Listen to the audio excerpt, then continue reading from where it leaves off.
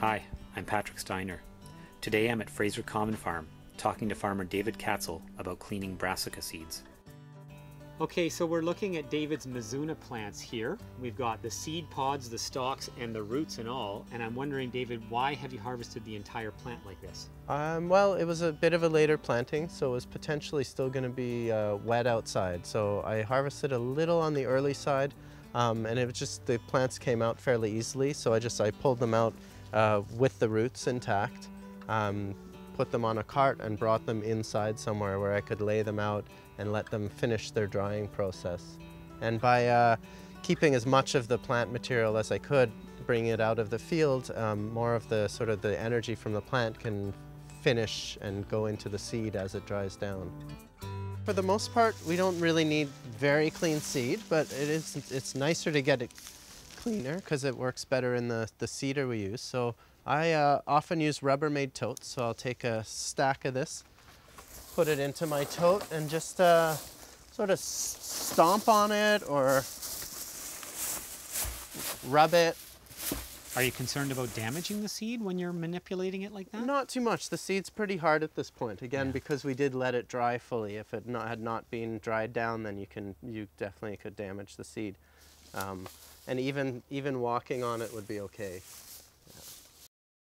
Then we get left with a pile of chaff, as well as the seeds will always sink to the bottom. Seeds are always heavier than the chaff.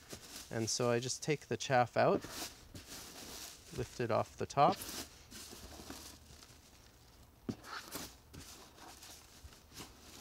And what I get left with are the seeds in the bottom with a bit of chaff. And sometimes I'll use just an air compressor to blow out the last little bit of you get to know how far away to hold it so you don't lose all your seed. Works really well.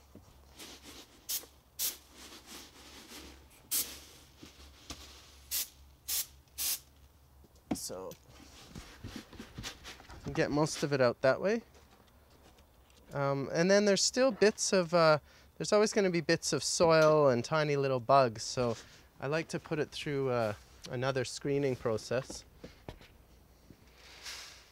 So this screen is actually too small to allow the seeds to fall through, or most of the seeds, but it will let some of the soil and clumps fall through. So the larger one will be probably a little bit more vigorous.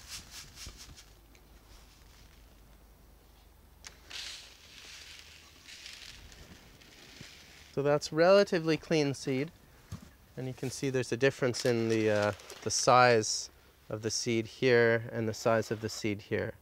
So my preference would be to use the larger seed. That's right, because here you're going to get faster germination, more uniform emergence, all those things that you want as a gardener, as a farmer, as a grower.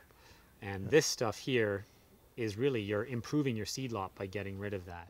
I would spread that out somewhere to dry it down further and just let the insects leave before I package it up.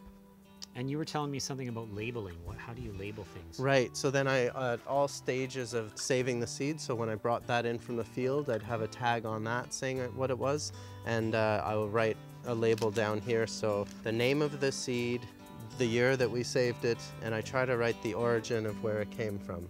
Kale is a cross-pollinator and will cross readily with other Brassica oleracea vegetables like broccoli, Brussels sprouts, cabbage, or cauliflower. If you want to find out more about locally grown organic seeds, visit the websites of FarmFolk CityFolk, Stellar Seeds, and Fraser Common Farm Cooperative. I'm Patrick Steiner. Thanks for watching.